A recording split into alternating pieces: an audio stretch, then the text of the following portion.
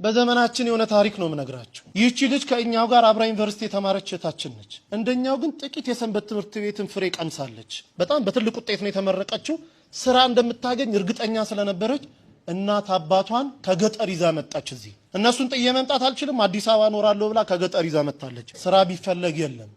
1 ዓመት ከ8 ወር ስራ ሲፈለግ አላገኘችም። ኋላ እፈልግሃለሁ ብላን እኔና አንድ ጓደኛዬን ስናወራ እንግዲህ 1 ዓመት ከ8 ወር ገመናዬን ደብቄ እናት አባቴን በቀንም 1 ቀን እየመገብኩ አኑሬያለሁ። የቤት ኪራይ መከራ ነው፣ ብዙ ነገር ጭንቅ ነው። እባካችሁ ጥቂት ገንዘብ አበድሩኝና ወደ አረብ ሀገር ተሰደዳለሁ አለች። ታይ ብንላት እምቢ አለች። ጥቂት ገንዘብ አዋጣንላት። ለሽልማት የተሰጣትን የአንገት ሐብል የእጇን ሁሉ ሸጣ ጉዞ ወደ አረብ ሀገር ትሄዳለች። 3 ወር እንኳን መስራት አልቻለችም። እግሮቿ ማበጥ ጀመሩ። ማበጥ ሲባል ዝም ብሎ ማበጥ አይደለም። በኢሞ ፎቶ ልካ ስናየው አንድ እግሯ በራሱ 3 ሰው ያነሳው መብጠቱ።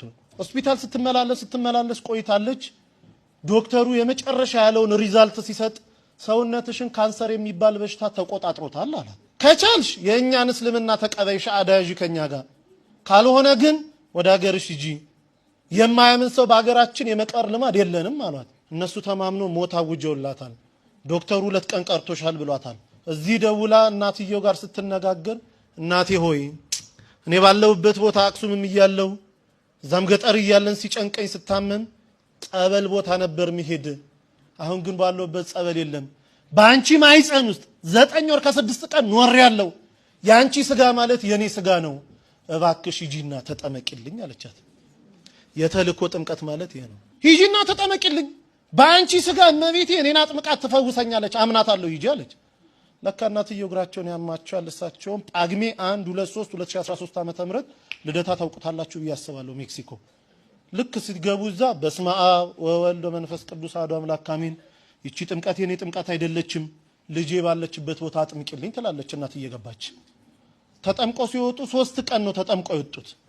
ደውልልኝ አሉ ዶክተሩ። 2 ቀን ቀርቶሻል ብለዋል። እናትየው 3 ቀን የተጠመቁት። ሲደወል ልጅቷ ዝልፍልፍ ብላ ወድቃ ሆስፒታል ወስዷታል። ሆስፒታል ገና ስትገባ ራሷ ነው የምትነግረን፣ ሰውነቴ ላይ የነበረ ያ ክብደት የሚመሰል አላንቀሳቀስ ያለኝ ነገር ሁሉ ውድቅ ብሎልኝ አዲስ የ18 ዓመት ህፃን ልጅ መስዬ ሆስፒታል በር ቆምኩኝ አለች። ይሄ ከአእምሮ በላይ ነው። ዶክተሩ እንዴት ሆንሽ ይላታል። አላውቅም ትሏለች። አሃ አንቺም ካላውቅሽ እኔ ምን አውቃለሁ ይላታል ዶክተር። እርሱን የሚመረምር ዶክተር ፈቃድ ሞልቶ ወጥቶ ነበረ። ከሄደበት ቦታ የ6 ሰዓት መንገድ ነርቶ ተመልሶ ሕክምና ገባ። ልጅቷን አምጡ ይላል። ይሄው እኔ ነኝ ትላለች። እባክሽ አትቀልጂብኝ፣ ልሰራ ነው ያለሁት። እኔ ልጅቷን አውቃታለሁ፣ ኪሎዋ ይሄን ያለው ደሞ እንዲ ነው። አንቺ ደሞ ሳይሽ አዲስ ህፃን ልጅ ነው የምትመስዩ፣ ልጅቷን አምጪ አላት። አይ እኔ ድኜ ነው አለች። እንዴት ሆኖ? ተጠምቄ። ከየት አምጥተሽ ጸበል? አረብ ሀገር አይደለም ወይ ያለሽው? ከየት አመጣሽ? አይ እናቴ ተጠምቃልኝ። እናቴ ልትጠመቅ ስትገባ ወላዲተ አምላክ ድንግል ማርያም ከመልአከ ምክሩ ከቅዱስ ሚካኤል ጋር እኔ ቤት ውስጥ ይመጡ ነበር አለች። ጠዋት ስነሳ ሙሉ ሰውነቴ እረጥቦ ነበር የምገኘው አለች። እናቴ እዛ ትጠመቃለች፣ ድንግል ማርያም ደግሞ እኔን እዚህ ስታጠምቀኝ ነበር እንዲዳንኩኝ አለችው። ዶክተሩ ማልቀስ ጀመረ። እንዲህ የሚባል ነገር አለ? በእውነት ድነሻል? አንድ ይኮነማ እኔም እኮ 17 ዓመት ካንሰር ታማሚ ነኝ። በቀን 2 ኪኒንና 3 መርፌ እየተወጋው ነው 17 ዓመት የገፋሁት። እባክሽ ሀገርሽ ሰጂኝ፣ አንቺ ምትያት ሴት ካለች እኔንም ታጥምቀኝ አለ። ያው እንግዲህ ታውቃላችሁ እሷ መምጣት አትችልም። እዚህ ደውላ ከኛ ጋር አገናኘችው። ሰውዬው እዚህ የገባው ሐሙስ 10 ሰዓት ላይ ነው ማታ። አሁን ወስዳችሁ ካላጠመቃችሁኝ አለ። ብንለው ብንሰራው በፍጹም። በኋላ ተደውሎ በአረበኛ የሆነ ነገር አለችው። ተረጋጋ።